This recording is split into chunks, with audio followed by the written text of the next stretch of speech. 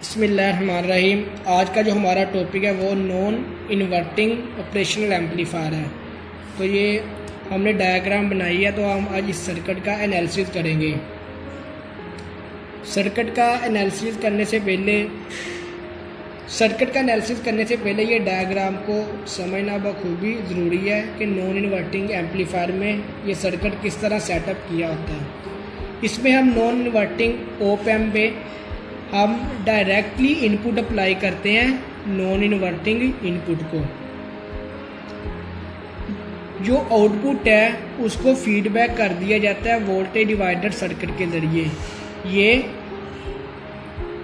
Feedback resistance से ये बाद में फीडबैक वोल्टेज इसको इन्वर्टिंग टर्मिनल को अप्लाई की जाती है। वोल्टेज हम अप्लाई करते हैं directly to the non inverting terminal को और आउटपुट हम देते हैं फीडबैक रेजिस्टेंस के जरिए इन्वर्टिंग टर्मिनल को।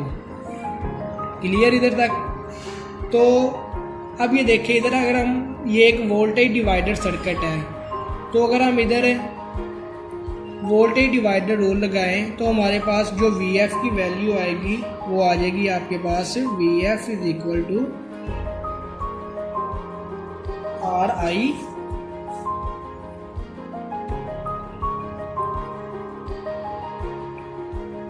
Over RF plus RI into V out. ये वोल्टेज डिवाइडर जो रूल है बेसिकली सिंपल वही लगाया है। ये इसका आप सबको पहले ही पता है, ये फीडबैक वोल्टेज फाइंड करने के लिए। अब हमें पता है कि जो यहाँ ओपन लूप गेन है, ओपन लूप गेन, इसको हम गेन को रिप्रेजेंट करते हैं A से और ओपन लूप को OL से। तो वो आपके पास जो है वो इक्वल है V होती है आपके पास आउटपुट बटा input. V out as it is और V इन आपको पता है कि इन दोनों का डिफरेंस जो एम्पलीफाई होता है वो होता है। तो V इन आ जाएगा inverting input minus non inverting input. तो इधर हमारे पास जो इन्वर्टिंग इनपुट है वो तो हमने जो बेसिकली इनपुट ये देखें, ये इनपुट हमने डायरेक्टली अप्लाई की है V पॉजिटिव, जो हमने डायरेक्टली अप्लाई की है V पॉजिटिव, वो तो इनपुट वोल्टेज है। तो हम इसकी जगह इसकी वैल्यू लिख देंगे V इन, और जो इसको वोल्टेज जा रही है वो फीडबैक वोल्टेज है, तो हम इसकी जगह क्या लिख देंगे फीडबैक वोल्टेज। तो इसको कोई एज आ इक्वेशन 1 मार्क कर लें आप, ठीक है। उसके बाद यहाँ से अगर मैं V आउट की वैल्यू निकालूं तो मेरे पास V आउटपुट की वैल्यू आ जाएगी open loop gain into V input, ये इसके साथ मल्टीप्लाई हो जाएगा माइनस VF। इसको इक्वेशन 2 मार्क कर लें।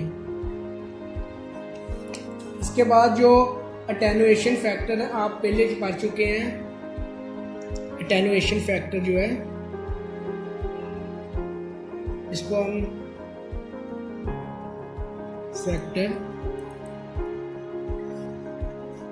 इसको हम रिप्रेजेंट करते हैं इस सिंबल से, और ये बराबर आपके पास है RI over RI plus RF।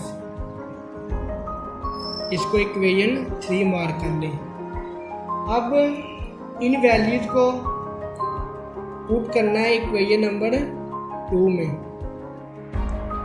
तो ताकि हमारे पास इसकी वैल्यू V आउट की आ सके। तो putting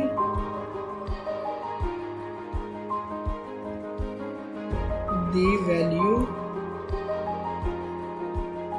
of VF in equation 2। अब VF की वैल्यू कौन सी है, ये वाली। ये वाली VF की वैल्यू है। अगर आप देखें ये वाला फैक्टर जो है ये बेसिकली ये है, ये वाला फैक्टर जो क्या है बेसिकली ये है। तो इसकी जगह मैं ऐसे भी लिख सकता हूँ बीटा इंटू वी आउट। तो अब इसमें इसकी वैल्यू लगाएंगे, तो इसकी जब वैल्यू लगाएंगे तो मेरे पास आउटपुट आ जाएगी आपकी V out is equal to open loop gain into V in minus V out into attenuation factor.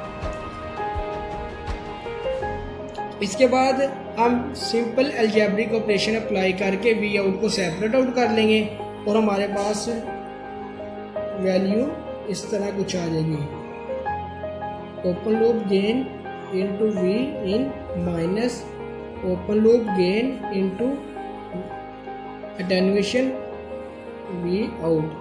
अब इसको मैं इधर ले जाता हूँ तो मेरे पास आ जाएगा V out plus open loop gain to V out is equal to open loop gain V इन।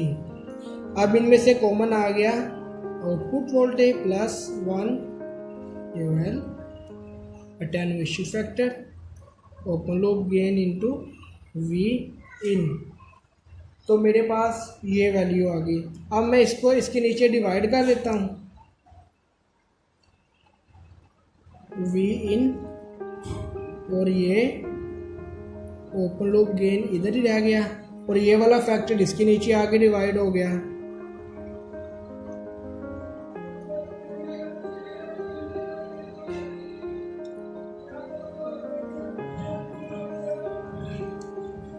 ये मेरे पास वैल्यू आ गई। अब ये आपको पता है कि ये होती है गेन हमारे पास, लेकिन फिलहाल हम इसको छेड़ेंगे तो नहीं, लेकिन जो केसेस हैं हम जानते हैं कि ये वाला फैक्टर जो है ये बहुत ज़्यादा ग्रेटर देन है 1 से।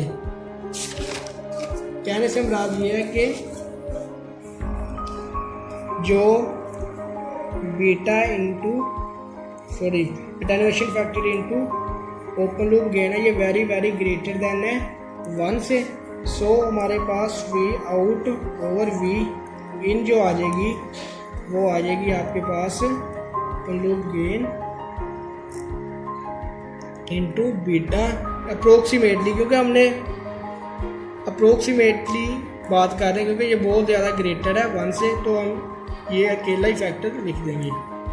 तो ये इससे कैंसिल आउट हो गया, तो मेरे पास जो वैल्यू आ जाएगी वी इन ये आपके पास 1 ओवर अटेन्युएशन फैक्टर। और जैसा कि आपको पता है कि ये क्लोज लूप गेन है तो इसको ऐसे लिख लें। अब बीटा की वैल्यू जैसे पहले हम डिस्कस कर चुके थे वो RI ओवर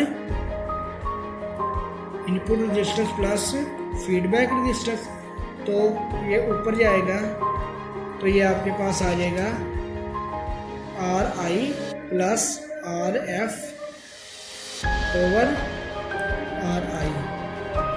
अगर कोई इतना रखना चाहे तब भी ठीक है, लेकिन अगर थोड़ा सा हम और सिंप्लीफाई कर दें तो मेरे पास ये आ जाएगा, ये इससे कैंसिल हो गया। तो क्लोज लूप गेन जो है वो नॉन इन्वर्टिंग ऑपरेशनल एम्पलीफायर की मेरे पास ये आ गई।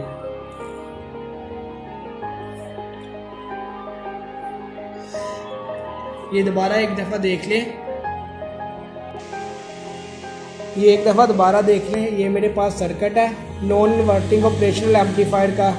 सबसे पहले हमने डायरेक्टली इनपुट अप्लाई कर दी है नॉन इन्वर्टिंग टर्मिनल को, तो आउटपुट जो है वो फीडबैक रेजिस्टेंस के ज़रिए, फीडबैक सर्किट के ज़रिए, वोल्टेज डिवाइडर सर्किट के ज़रिए वो हमने इन्वर्टिंग टर्मिनल को अप्लाई कर दी। तो जो फीडबैक वोल्टेज की वैल्यू है वो वोल्टेज डिवाइडर रूल लगाने से ये आ गई मेरे पास। तो ये अटेन्युएशन फैक्टर होता है जो बेसिकली हम इधर बता चुके हैं, तो इसकी जगह ये इसकी वैल्यू लिख दी।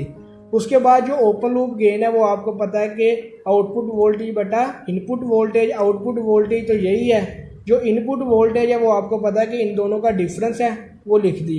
अब इसकी जगह मैं लिखूंगा जो मैंने इसको अप्लाई की वो इनपुट अप्लाई की, इसकी जगह ये लिख दिया, यानी कि इसकी जगह ये, और इसकी जगह फीडबैक वोल्टेज जो मैंने इसको इन्वर्टिंग टर्मिनल को अप्लाई की। इसके बाद सिंप्लीफाई इसको किया, ये इसके साथ मल्टीप्लाई हो गया, आउटपुट आ गई। बाद में जो VF की वैल्यू है उसको मैंने उठा के इस इक्वेशन में पुट कर दिया, यानी कि VF की ये वाली वैल्यू इसमें पुट किया। बाद में ये सिंप्लीफाई अलजेब्रिक ऑपरेशन अप्लाई करके इसको सिंप्लीफाई किया तो ये हमारे पास आ गया। तो इसी तरह ये मेरे पास क्लोज लूप गेन आ गई नॉन इन्वर्टिंग एम्पलीफायर की। अगर किसी को नहीं समझ लगी तो लाजमी बताइएगा। अगर वीडियो अच्छी लगे लाइक करिएगा और शेयर करिएगा। जज़ाकल्लाह।